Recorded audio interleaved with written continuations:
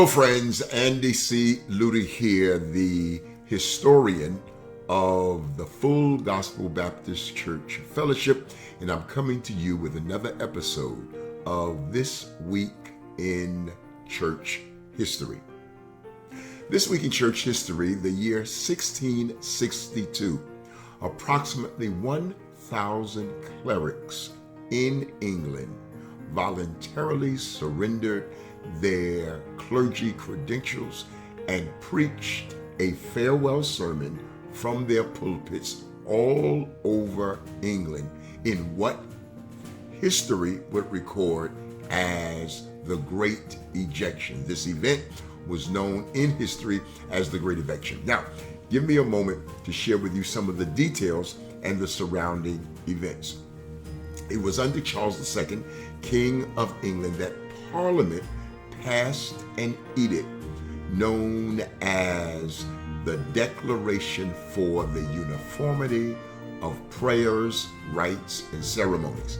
And in this document, all clergy were required to consent to specific teachings and the adoption of the Anglican Book of Common Prayer.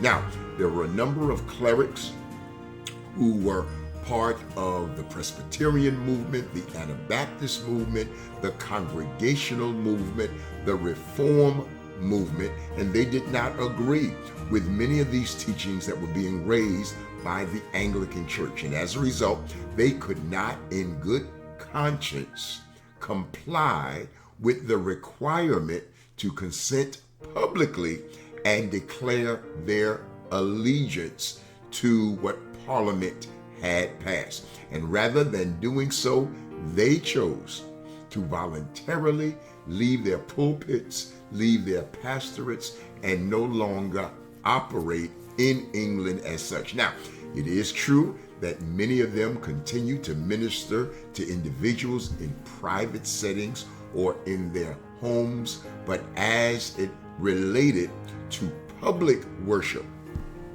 again, approximately 1,000 priests and other clerics chose to walk away from their public ministry rather than comply with this declaration that had been proposed by Parliament.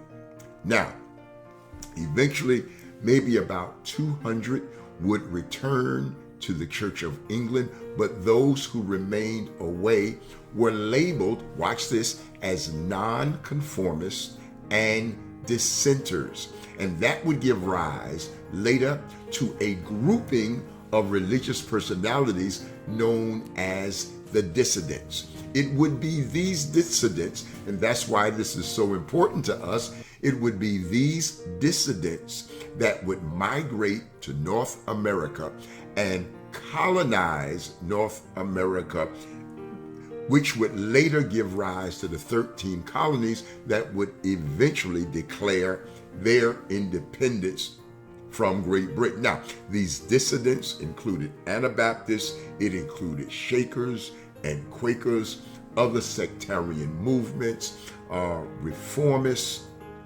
Presbyterians, and they would come to America and land in a variety of places. And so these dissidents, when you look at church history and you see dissidents, these dissidents are a derivative of the Great Eviction of 1662. So this week we are acknowledging the Great Eviction, and of course one of the items that exonerated these dissidents was that when the plague came to England right around that same time, and literally thousands of individuals were dying each and every day, many of these ministers sacrificed themselves, made themselves available to nurse and to minister to the individuals who were being ravaged by the pandemic of that particular day and that particular time.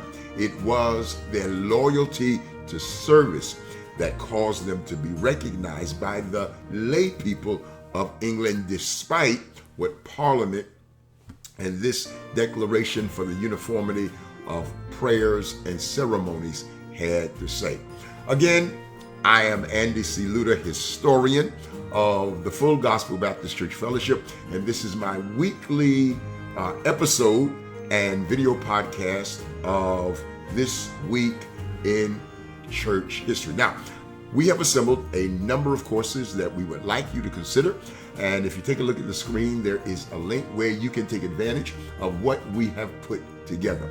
In like fashion, for those who are not particularly a part of our Reformation, there is a second URL that's being provided to you. And again, we welcome your participation. We welcome your review, and we're hopeful that we will see you at some point in the future in our virtual classroom. So again, on the behalf of the Full Gospel Baptist Church Fellowship and myself, do know that until next time, God loves you, we love you, we look forward to seeing you soon. Friends, go in peace, go in joy, go in love, and go in happiness. For the author of the same most certainly goes with you. God bless and have a great day.